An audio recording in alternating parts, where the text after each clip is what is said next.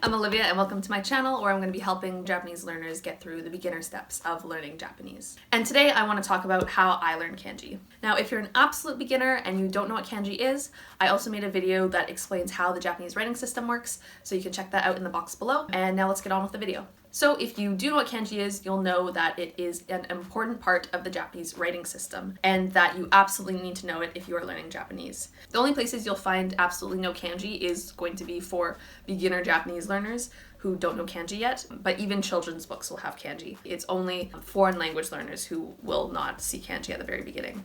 Kanji is also necessary if you plan on taking the JLPT because you need to know a lot of kanji to be able to pass the test. The JLPT is the Japanese language proficiency test, and there are 5 levels. At the first level, you need to know around 100 kanji. So I'll pop up here how many kanji that you need to know for each level, and you'll see that you need to know quite a lot at the higher levels. So if that's something that you are interested in taking, you're going to need to figure out a way that you are going to be learning kanji consistently over a long period of time to be able to know all of those kanji. And a fun fact is that kanji are actually Chinese characters that were brought into Japanese, and there are over 50,000 kanji, but don't worry, you don't need to know all of them. A regular amount for a native Japanese speaker is somewhere between 2,000 to 3,000, so most of them are not actually used every day. So the way that I learned kanji is using an online website called WaniKani. And WaniKani will teach you the meanings and the pronunciation or reading of over 2,000 kanji, as well as 6,000 vocabulary words which use those kanji. And you'll be able to learn all of this in the span of 1 to 2 years using their system. The way that WaniKani works is that it teaches you kanji from the most simple looking kanji to the more complex looking kanji. So you start with kanji that have the least amount of lines, and then you move to the ones that use more lines. And the reason it does this is so that it is easier for you as a Japanese learner, because you've probably never really seen kanji before and you probably don't know how to recognize more than maybe 5. So the reason it does this is so that you can get used to looking at kanji and recognizing them. There are other ways to learn kanji, and a lot of them will teach you kanji from the most frequently used kanji to less frequently used kanji. And there's pros and cons to this, and the main con is that a lot of really frequently used kanji look really confusing. For Japanese children, it's not going to be very hard because they've seen kanji growing up and they probably already recognize a lot of them. So when they're learning kanji at school, it's not from a blank slate. But if you are absolutely new to Japanese and you aren't familiar with kanji, I find the order that WaniKani teaches the kanji to be a lot easier to digest, because even though you might be learning some more advanced words at the beginning, the symbols are simple and it's going to be easier for you to recognize. And another thing is, if you are going to be reading Japanese, which I recommend that you do, you will be picking up on those really frequently used kanji pretty quickly because you will see it a lot in your reading. So I really like the way that WaniKani teaches from the most simple looking kanji to the more difficult looking kanji. And the way that WaniKani will teach you these kanji is by breaking the kanji down into these smaller parts called radicals. And radicals are basically just small shapes that are frequently used in lots of different kanji. It's kind of similar to like in English how both I's and J's have the little dot over top. It's just a symbol that we see in different letters. It's kind of like the same thing. It's just a shape that you will see in many kanji. So being able to recognize them will help you remember what the kanji is overall if you can figure out what those smaller parts are. So for example, this is both a radical and a kanji. It means sun or day, but this symbol is often seen in a lot of other kanji. These smaller parts don't necessarily translate into what the kanji means, but you will be giving the kanji meaning through the radicals, through these things called mnemonics. So mnemonics are basically these stories that you will tell yourself that help your memory and help you learn the kanji. And it really helps. It's a lot more effective than just looking at something and trying to remember it.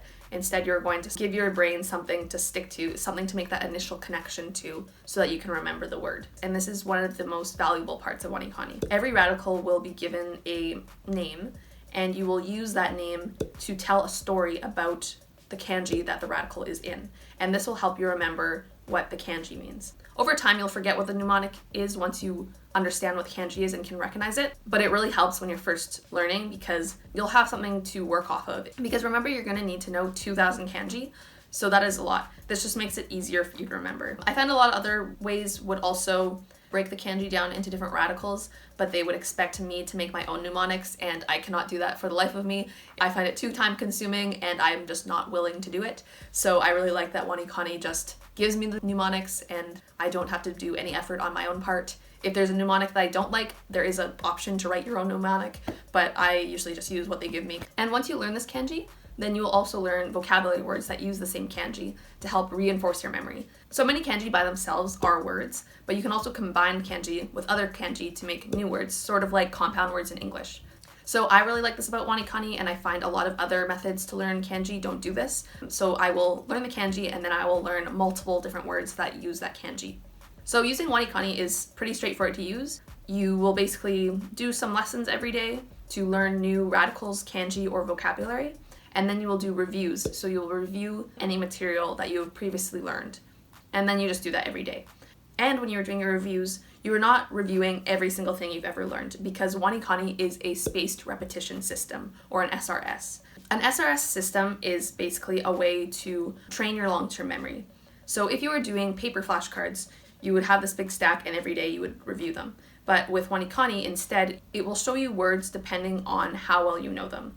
So it will save you time because you won't have to review every single thing you've ever learned every single day, because that's not very efficient. Instead, it will show you words based on how well you're doing. So words that are very new, you'll see pretty frequently, and as you get to know them, you will start to space out, hence spaced, when those reviews are. So at first, you'll learn a word and you'll see it every couple of days, but then it will become every couple of weeks and then every couple of months. Making this interval between when you see a word longer trains your long-term memory and makes you able to remember it for the long term. Because you could review every word every single day, but remember, we're learning 2,000 words and 6,000 vocabulary, so it's just not feasible. So instead, we're only reviewing what we need to review before we forget them, but we're pushing the limits to train our long-term memory. So some people, when they want to learn kanji, they also want to learn how to write the kanji, and I'm not personally one of those people. I am really trying to focus all of my energy into understanding Japanese, working on my comprehension level. I think when you're first starting out, it is fun to learn a couple of dozen kanji and how to write them, and learn all about what stroke order is, and just learn how kanji are written. It's just not something that's a priority for me right now. I find that learning kanji is already a really hard process, but if writing is something that interests you, you can definitely practice your writing while using WaniKani. So if you wanted to, while you're doing your reviews, you could just have a sheet of paper next to your computer and you could just practice writing each kanji as you're doing your reviews. And just know when you are starting WaniKani, it does start out slow. And that's just because you're not going to have very many reviews in your review cycle. And some people get a bit frustrated with this because they're really excited to learn all this kanji and they want to learn as much as they can, as fast as they can. This is because everything that you learn, you have to review on another day. So if you try and cram learning 50 new words in one day, you have to review all those 50 words on a different day, as well as any other reviews that happen to fall on that same day. So WaniKani does restrict how fast you can go, so that in the future you don't have an overwhelming amount of things to review.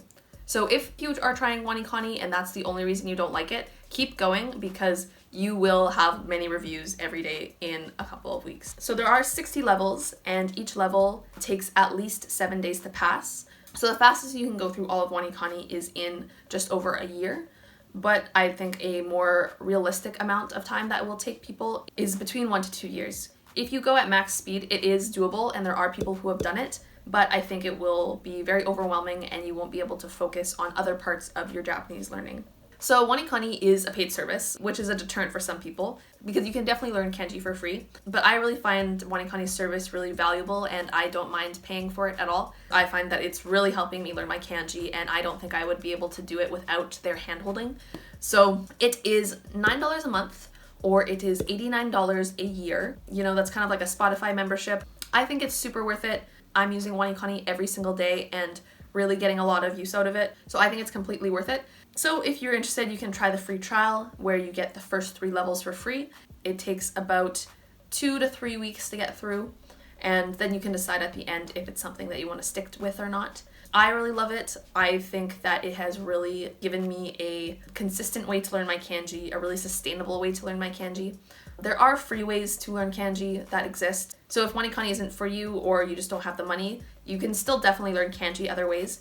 You know, it's not one size fits all. Other people really like other methods. So if you're trying something else to learn kanji, I'd love to hear what you're using and why you really like it. But I really like how WaniKani works, and I think it really works for me, so I have no problem paying for that service. Like, I find right now with words that I've been studying for a really long time, As soon as I see it, I've already typed in what the pronunciation is and I didn't even go through my brain.